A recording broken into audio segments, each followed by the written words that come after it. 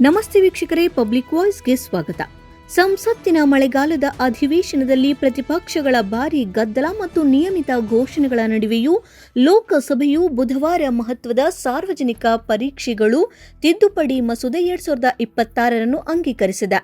ಇತ್ತೀಚೆಗೆ ದೇಶಾದ್ಯಂತ ಭಾರೀ ವಿವಾದ ಸೃಷ್ಟಿಸಿದ್ದ ನೀಟ್ ಹಾಗೂ ವಿವಿಧ ಸ್ಪರ್ಧಾತ್ಮಕ ಪರೀಕ್ಷೆಗಳ ಪ್ರಶ್ನೆ ಪತ್ರಿಕೆ ಸೋರಿಕೆ ಮತ್ತು ಪರೀಕ್ಷಾ ಅಕ್ರಮವನ್ನು ತಡೆಯಲು ಕೇಂದ್ರ ಸರ್ಕಾರ ಈ ಕಠಿಣ ತಿದ್ದುಪಡಿ ಮಸೂದೆಯನ್ನು ಸದನದಲ್ಲಿ ಮಂಡಿಸಿ ಅಂಗೀಕಾರ ಪಡೆದುಕೊಂಡಿದೆ.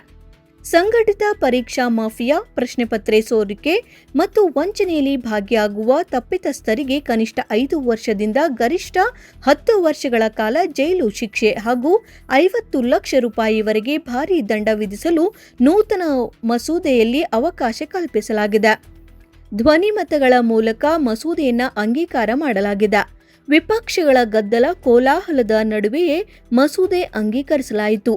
ಲೋಕಸಭೆಯ ಸ್ಪೀಕರ್ ಓಂ ಬಿರ್ಲಾ ಮಸೂದೆಯ ಅಂಗೀಕಾರದ ಬಗ್ಗೆ ಅಧಿಕೃತವಾಗಿ ಘೋಷಿಸಿದ್ದಾರೆ.